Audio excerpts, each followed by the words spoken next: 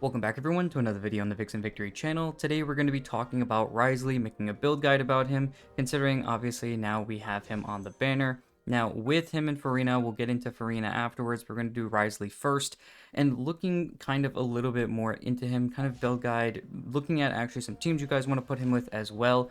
So let's go ahead and jump right into him, and then right into all of his talents, looking at leveling priority and what you want to do there. So as you can see already with what I've already done with my Wriothesley, it's kind of similar to what you want to do. So the two things that you want to level into is going to be your normal attack talent and your skill. The reason why is because a lot of the damage he does is based off his normal attack talent, and the skill is going to be extremely helpful as well, increasing that normal attack damage that he does in his skill state. Now the burst you can level into pretty heavily. It does have a pretty nice bigger damage hit, but it's not really something that you actually really need to worry about. So energy recharge isn't really something you have to worry about with him. And really leveling the burst, you don't really have to crown it at the very least, or at the very most. And then you can kind of just keep it at level 8 if you already are kind of later in the game. Yes, you can get it to 9, but honestly, crowning it, unless you really just want to triple crown your Wriothesley, I would say it's really not that worth it. Now looking a little bit further beyond leveling priority, let's go ahead and talk about what each talent does. Obviously, his normal attack talent, it's pretty basic. I mean, honestly, he's going to be a cryo catalyst, so he's going to be using all of his attacks are going to be cryo. Obviously, the normal attack talent is going to increase the damage instances that you do in your actual normal attack and charge attack hits. In his skill state, though, he's going to be increasing his normal attack damage. So that's also why the normal attack is helpful and necessary. But you do also want to do pretty good damage with your charge attack with Wriothesley as well, and we'll talk about why that is with his passive talents later. But doing charge attacks is why this is necessary to level his normal attack talent as much as you level the skill. Now looking at his skill really quickly, and really what that does, you're going to basically use your skill and go right into the chilling penalty state, increasing your interruption resistance for Wriothesley, making sure that he doesn't get knocked around as easily, and then when his HP is above 50%, he's going to do higher damage on his normal attacks. So with his skill, yes, you still, or with his normal attack, his skill is going to be increasing the damage that his normal attacks do.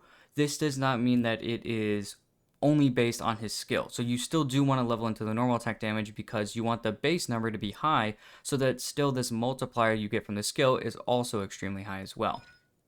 So keep that in mind. Yes, you still want to level both of these, but that does increase the damage when you have over 50% HP. Wriothesley is going to do more damage, but at the same time, when such an attack hits, it will also consume a fixed amount of Wriothesley's HP. So yes, you're in the chilling penalty state, but as you do normal attacks, it's going to slowly lower your HP, but also do a lot of damage because of it. So it's kind of a give and take on purpose for it.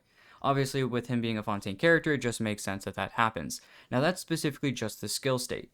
The passive talent almost you could combine with the skill, the first passive talent here, because it states that when Wriothesley's HP is less than 60%, he will obtain a Gracious Rebuke. So the next charge attack in his normal attacks, or his normal attack chain basically, you will be then enhanced to become Rebuke Vaulting Fist. This will not consume stamina, which is very nice considering you really don't want to do too many charge attacks. The charge attack numbers are nice, but it allows him to kind of dash around as well, and the charge attacks won't consume any stamina. It will not consume stamina and will deal 50% increased damage, and then after hitting an enemy will restore HP for Wriothesley equal to 30% of his max HP. You can then gain Gracious Rebuke this way once every 5 seconds. So it is very nice to see, obviously, with him being a Fontaine character, changing his HP, going up and down, thankfully. So him being a DPS, he does have the ability to change his HP. So although it does decrease, he can also find a way to increase his HP as well. You probably still will definitely need a healer with him, and we'll talk about that in teams. But it is still nice to know that you're not necessarily boned all the way just by using him. Now go ahead a little bit further into his second passive talent, it states that when Wriothesley's current HP increases or decreases, which he does a lot, if he is in the chilling penalty state conferred by his skill, which you're going to do anyways, that's the only way to change his HP, most of the time, without outside healing or outside damage, chilling penalty will gain 1 stack of Prosecution Edict, with a max of 5 stacks, and each stack will increase Wriothesley's attack by 6%. So, by just changing your HP, you're then just going to get more attack because of it. Now, this is extremely good to know because that means you can focus a little bit more on some crit, but at the same time, even if you focus on a pretty good crit ratio and some good attack and you have a nice balance, your attack is still going to go a lot higher, which could also easily allow you to jump into Elemental Mastery if you want bigger numbers for melt or whatnot. So it definitely does allow for a lot of different things just because of these few passives that he has.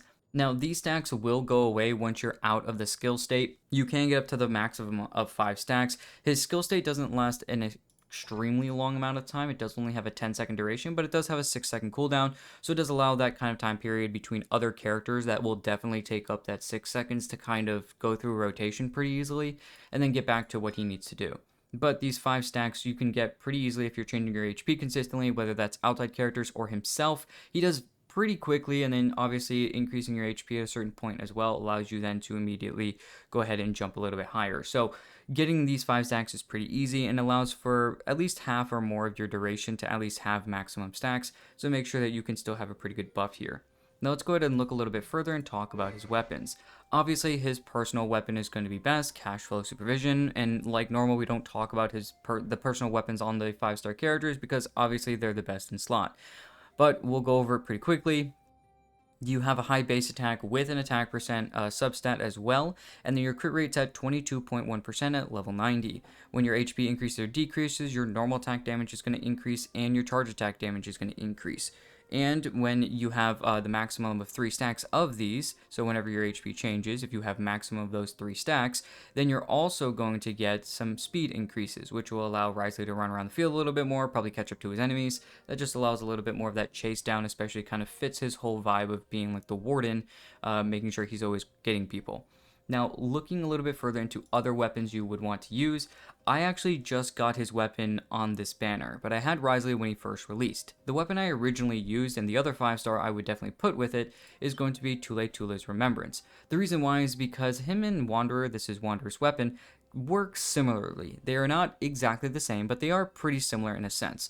Wanderer wants to do a lot of normal attacks, especially when you have his weapon, because of the normal attack damage increases as well as the normal attack speed increases. Now, looking at level 90 of the weapon, you have 674 basic attack, which also is going to be the same as his personal weapon. And instead of a lower amount of crit rate, he has a lower amount of crit damage, or this weapon has a lower amount of crit damage here at 44.1%. At the same time, you have like I said before, the normal attack speed increase here, and then also after using your skill, which you're gonna do anyways, it's very similar to once again what Wanderer does, goes into his skill and then does a bunch of normal attacks.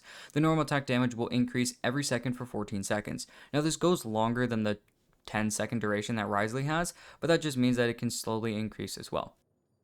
After hitting opponents with a normal attack during this duration, the normal attack damage will then be increased by 9.6%. The maximum you can get is 48%.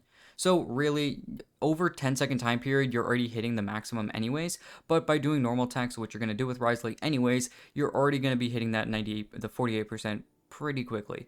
Obviously, if you leave the field or you use the skill again, all those things are going to be reset. That's kind of it with Wriothesley, though, in a sense, with specifically looking at those 2 5-stars. There are plenty of other weapons you could try to make work, and I know that there are other weapons that you could really just kind of do some sort of stat sticking stuff. Technically, Tome of the Eternal Flow could be somewhat helpful, because once again, you do mainly care about his normal attacks, but that first passive talent does allow the charge attacks to do a little bit of damage, so it could be kind of helpful for that reason. So technically, this does have a high amount of crit damage, so if you're really just trying to crit fish, then technically this could work. Do I recommend it? No, and if you obviously don't rip this off your novelette, but if you accidentally have an extra copy of the Tome of the Eternal Flow, it's not like it's going to be absolutely useless on Wriothesley. Definitely not my favorite weapon on him, but it does work. Behind that, if you're really looking at like a melt team, honestly, it's not a crit weapon, but if you use 1,000 Floating Dreams because you have an extra copy of this, like I do because I lost it to Crane's Echoing Call, which is Shanyun's weapon back then you could honestly use this weapon instead. Gives a lot of good basic attack, but at the same time giving you some good elemental mastery. Once again, if you're mainly following that elemental mastery area, obviously you'll get some more EM or some elemental damage bonus, depending on what your teammates are. Basically, if the elemental types are the same as the character, so if there are other cryo characters in the team, you're going to increase your elemental mastery by 32, which usually you might have one other one, if not none. Whereas on the other end, if you have no character, if you don't have a character that is on the same team as you, so if you have a pyro character, anything that's not cryo, it's going to give 10% elemental damage bonus as well. So with Wriothesley, you could easily get a 30% elemental damage bonus at the same time while getting the elemental mastery main stat that you get from the weapon. So it is pretty good, and obviously, once again, that's more for the melt side of things. If you're using him for freeze, and if we possibly get a cryo freeze character in the future to help some of these freeze units. You could easily use some of the other things like I stated, Tome of the Eternal Flow, even something like Kagura's Verity or something like that does increase kind of like skill damage. And then normal attack damage is kind of helping. I guess, once again, you're really looking for stat sticks. So Kagura's Verity could also work if you're really just looking for a stat stick. But honestly, I wouldn't really say that that's necessarily a favorite weapon of mine. And then there's another weapon that also works pretty well, which is Lost Prayer of the Sacred Winds. You're going to be increasing your elemental damage bonus the longer you're on the field, and you're also increasing your movement speed. But really, what you really care about here is a pretty good amount of base attack and a pretty good amount of crit rate on the main stats, on the weapons. But besides that, you could try to use some other weapons once again, like I said, Tome of the Eternal Flow. But besides that, you're not really going to be trying to use any other weapon. Those are the ones that I really would want to keep to if you guys have extra copies of them for 5 stars. Beyond looking at the 5 stars, looking at 4 stars, really there's multiple different ways. Really the one that works for both melt and freeze type with Wriothesley, you could easily run something like Widsith because of just the buff that it gives through the crit damage, obviously in the main stat with the base attack. And really all 3 of the buffs that you get in the ability will be helpful for him for specifically the melt, not the freeze, because it will increase attack, it'll increase elemental damage bonus, or it'll increase elemental mastery. So technically, if you're looking for the like elemental mastery side for melt, that could still be helpful, and the attack and elemental damage bonus are not bad either. If you're running the freeze team, it's a 67% chance you get something good and a 33% chance you get elemental mastery, and it's not really going to be that helpful for you. But if you're looking for something specifically for that melt DPS, I do think that with Wriothesley, if you're looking for a 4-star specifically for melt, I do think Mepamera is actually a pretty good weapon. Getting a lot of copies on this, it's pretty easy to get, I would say, for a lot of people. If you have Mepamera, probably have multiple copies. Some people might. That just gives you even more elemental damage bonus in the ability, but it does give you a pretty good amount of elemental mastery with a nice amount of basic attack, giving you some stacks of elemental damage or elemental damage bonus when you create a reaction with an element. So I really do think that honestly this is pretty good weapon. I do really like the weapon. It does allow for a little bit more damage to still come out of him, even while just fully going into elemental mastery in the main stat. Obviously, Widsith is very good. You could even try to use something like Ballad of the Boundless Blue, but I really don't like it considering it's an energy recharge main stat weapon. This was kind of supposed to be like the backup weapon for Neuvillette, and that's why it's just kind of a meh weapon for him, because energy recharge is at least a little bit more useful on Neuvillette, but on Wriothesley it practically goes nowhere. But if this is really your only option, it's not terrible. With the R5, this isn't a event weapon. It is going to be increasing your normal and charge attack damage as well, so that's really not terrible. You're still getting those attack increases, which is still pretty helpful and useful for you. There are some other weapons you could definitely use depending on what build you're kind of going for, and I'm sure there's plenty of other 4 stars that people would jump and kind of run into, kind of like the craftable weapon Flowing Purity. But honestly, besides that, I would just say really stick to those few weapons that I just talked about. And yes, if you want to run the other Battle Pass weapon, you could still try to run Solar Pearl just for the main stat, but keep in mind you're increasing elemental skill and elemental burst damage in the ability, which isn't really that helpful. But if you use your burst, then it will increase your normal attack damage, so that can be helpful. So just keep in mind that the full amount of the ability is not being used, only really part of it, which once again isn't terrible. It is a crit main stat, and it still does help your normal attacks. You're just probably going to have to start using your burst initially, because that's the only thing that's going to be able to increase your normal attacks, considering your skill doesn't do any damage. Now let's go ahead and talk about artifacts. The only really weapon or artifacts that you should be running is going to be Maréchal Hunter. Now the 4-piece here is going to be the 2 pieces increasing normal and charge attack damage. The 4-piece is whenever your HP increases or decreases, which Wriothesley does very easily considering he's a Fontaine character. Your crit rate will then be increased by 12% for 5 seconds with a max of 3 stacks. So easily getting to the 36% crit rate really with him, and that's why really running him is going to be very easy, and that's why a lot of these crit stats and sets are really helpful for these DPS. But it's also increasing normal and charge attack damage, so we're really not only just focusing on the 4-piece, the 2-piece is still actually very helpful. So keep that in mind as you are kind of running with him. I do think that overall this is going to be the best set. I know there are definitely some other sets that people would and still do run with him, and I know that the other sets are going to be like something like Shimenawa's Reminiscence, because you don't care too much about the burst, so eating up some of that burst is going to be helpful. The 2-piece increases attack, which is good for him, and then when you cast a skill, if the character has 15 or more energy, they lose that 15 energy, and the normal and charge attack and plunging attack damage is increased by 50% for 10 seconds. Now his skill state goes on for 10 seconds, meaning that Shimenawa's can still be fully used based on his duration. So I definitely do think that Shimenawa's is a good set. I just don't think it's better than his personal set. But that's just me, really what you want to do specifically for him. I know other people have tried to use something like Gilded Dreams or something like that, where you can kind of get some attack increases and some elemental mastery buffs. This is really only for the melt version of Wriothesley, and even still, I don't really feel like it's that good of a kind of set. If you already have a really good set on Shimenawa's Reminiscence because you've grinded the Ever-Living Daylights out of Emblem like everybody else has during Inazuma, then you might have some pretty good pieces from Shimenawa's Reminiscence, therefore allowing Wriothesley to actually use them. So if you do, cool, but I still do think that at the end of the day, you still want to go ahead and run Marechaussee Hunter. That will allow you then to run a little bit of a better build, obviously, for him. But if you have some of those other sets waiting in the pipeline, then that definitely works as well. Speaking of waiting sets in the pipeline, you could easily actually use a different set, and it's more of a quote-unquote recent set, which is Echoes of an Offering. Normal attacks hit opponents. You have the ability to increase your normal attack damage. This is more specifically meant for Ayato, but it still does work. It's just another set that if you have some good pieces on it for some reason, because you were grinding like Vermilion for Zhao or something, then technically you could also use this set as well. Also, obviously, with him getting any of the 2-piece cryo damage bonus pieces as well as any of the other pieces, the other sets. So, even running a 2-piece Marechaussee, getting the 2-piece normal and charge attack increase, any attack percent sets, cryo damage bonus sets are going to be helpful for him. Combining those 2 pieces are going to be very good for you. Even running some 2-piece EM if you really want to and you're running Melt. The only reason you would really be running a 4-piece Blizzard Strayer is if you're going for, like, freeze-specific Wriothesley, which honestly does not really work that well. His freeze is not that great, which is why we really have to wait for another freeze unit to actually make it good. So I would really kind of just stay away from Blizzard Strayer, and if you're looking to grind a set, just stick to Marechaussee.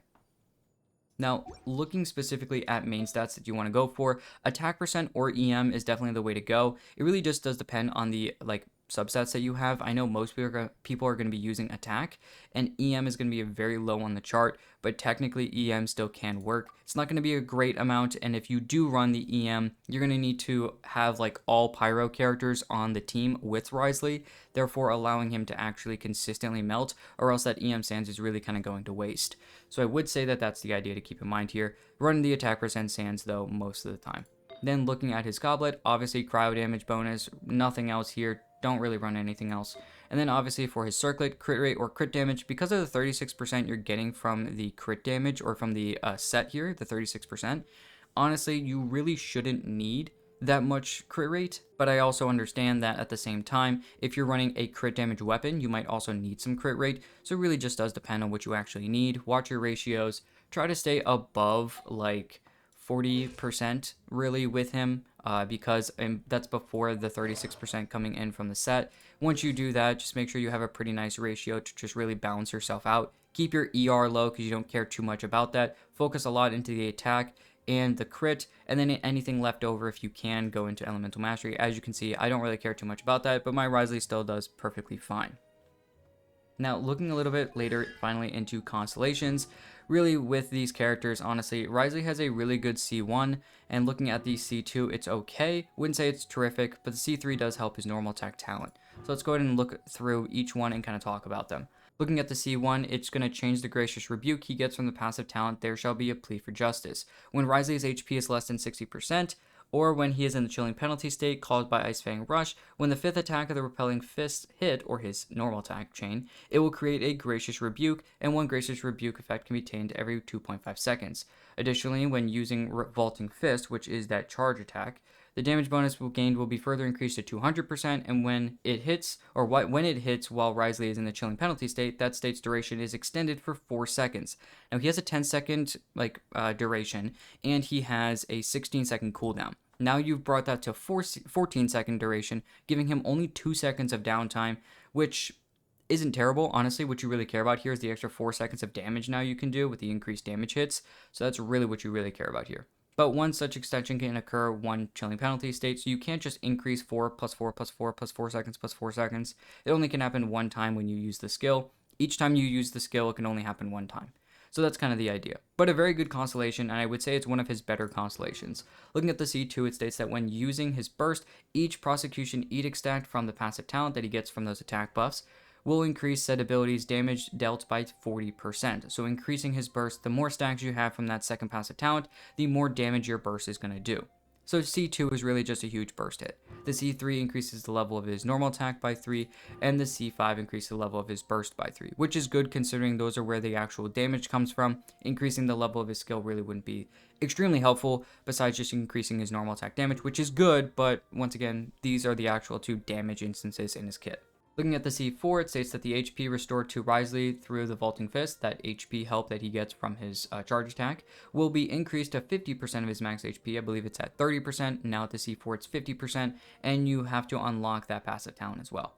Additionally, when Wriothesley is healed by himself or other teammates, if the amount of healing overflows, the following effects will occur depending on whether or not he is on the field.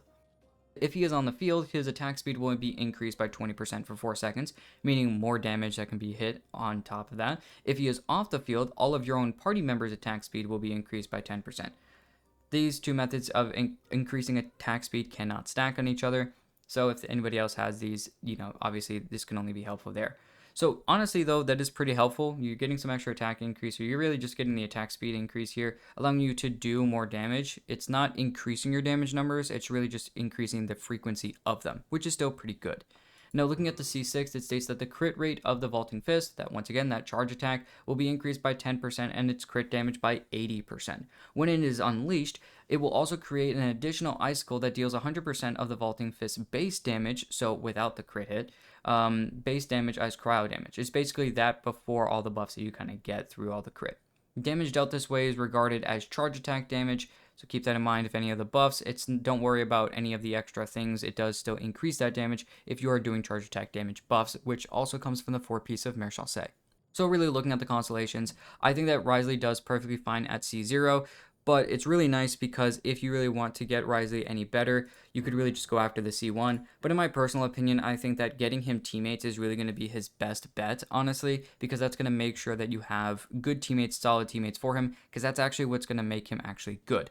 Also keep in mind, if you're getting him, really lay off the Constellations, in my personal opinion, and wait for a future character that we might get that might help him for freeze, which could allow another avenue and team for you to use. As of, there isn't really one right now to use. Speaking of teams, let's go ahead and look at the different teams. Now, with Wriothesley, once again, I already kind of talked about how with Cryo DPSs, all you really care about is either melt or freeze. Now, with melt, obviously that's going to be his best way. Freeze just does not do anything. I've tried freeze on multiple different occasions. You can try to run him with Furina and Kazuha and Xilonen or something like that to just really increase the damage and run him on a 4-piece Blizzard Strayer. You're just not getting any of the fantastic buffs that a lot of the newer sets and everything really come to really give him. At the same time, you could still use some other things, and once again, Furina is still giving a very nice buff there. You could use Xilonen and get the Resistance Shred. You could run Kazuha, once again, Resistance Shred. Both those characters also give elemental damage bonus, so you could really be helping yourself do a lot of good damage. But honestly, the freeze is just not where it's at, especially with a lot of bigger enemies that can't be frozen. It takes away a lot of the extra crit rate that you can get from Blizzard Strayer, and even the two Cryo characters together. If they're affected against, Cryo, or if they're frozen, you get that. So sometimes if they're not affected by Cryo correctly, then it won't work. And sometimes if the Hydra's over, applicating over the Cryo, you can have some problems. But honestly, it's once again really just a weird thing right now where Frozen's really not that strong. It was really good when we had Ayaka, and Ayaka's kit definitely kind of bent around that. But really with Wriothesley, what he really cares about is his personal damage. And the best way to do that is going to be through reactions, specifically with Melt.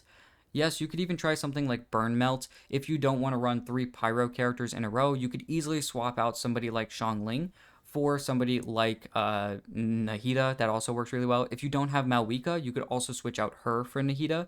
That allows Nahida to constantly have the Dendro element on the enemy. And then with these Pyro characters, especially someone like Xiangling or Mavuika, constantly applying that Pyro, creating the burning effect, it allows Wriothesley to just basically allow him to constantly be melting no matter what.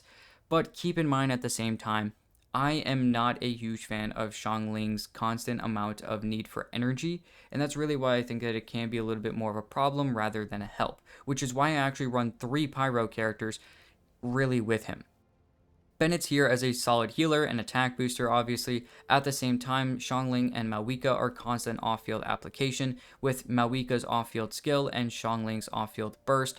Once again, you have to make sure that Xiangling's constantly getting fed with particles, which is why sometimes you could easily try to run her instead out with somebody like Kazuha, someone like Venti, somebody like Sucrose, somebody like Xilonen for really their buffs because of the resistance shred as well as anything else. Keep in mind though that that's going to be less amount of pyro being applied on the field, which also means that it's a less amount of melts that Wriothesley can do.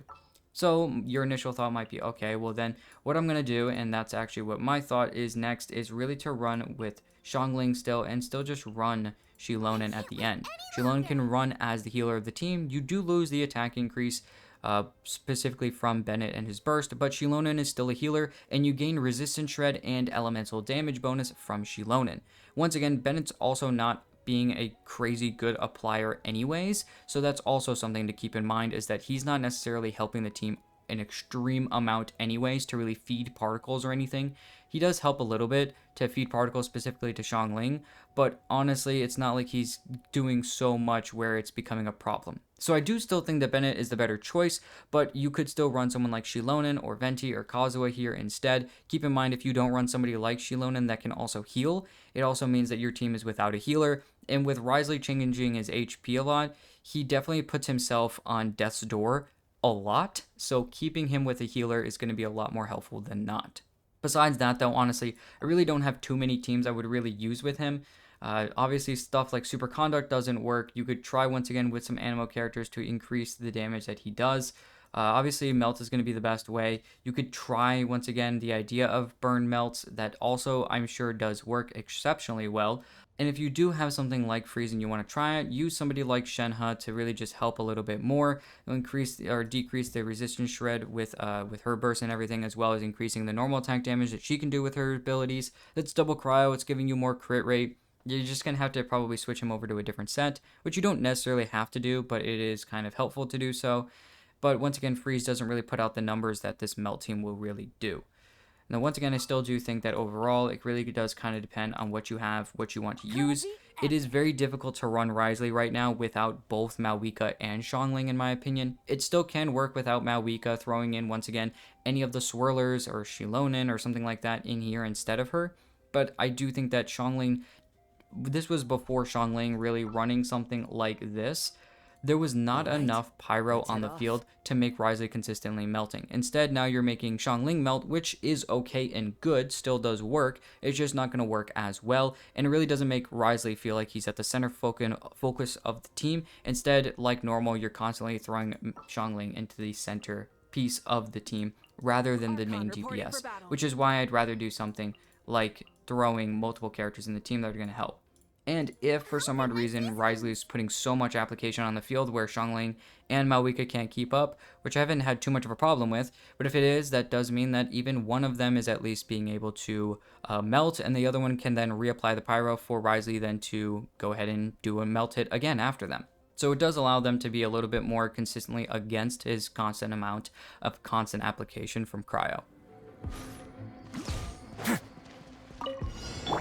Light it up! Teamwork is dreamwork! You're toast! Wrath from the skies! Remove, please.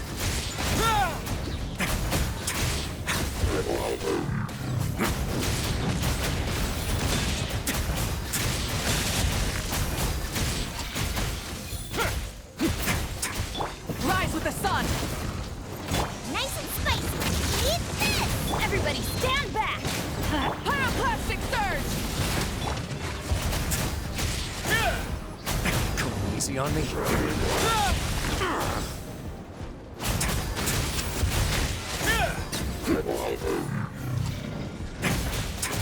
Burn it down! You're toast! I'm going in! Wrath from the skies! Away now.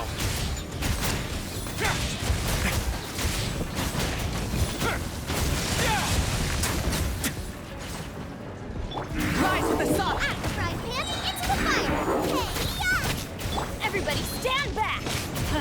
Light of the blazing sun! Remove, please. Ah!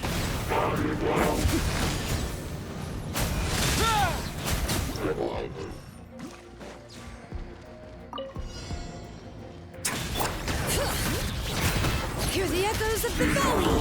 Nice and spicy. You're toast. Pyroclastic surge! Let's begin.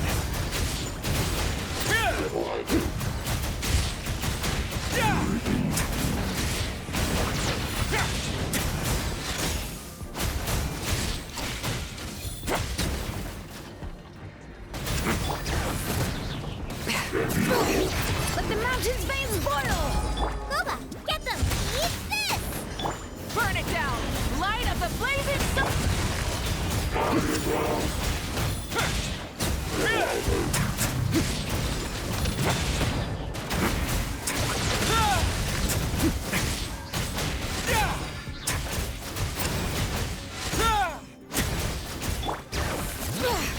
Letting brave names echo!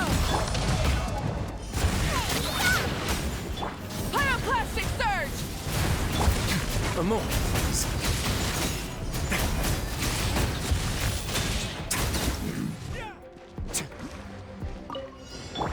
Shower me with praise. Time to shine. Take your true form! By ordinance to bring it! Let the mountain's veins boil! Let's begin.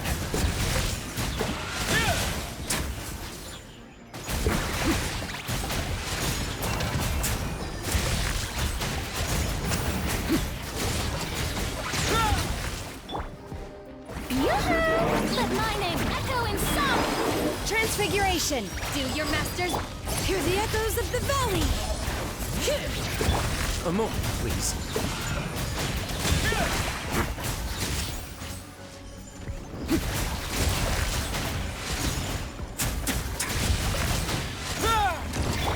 Strike a pose. Let the world come alive. Letting brave names echo! Take your true form! Cryo in com-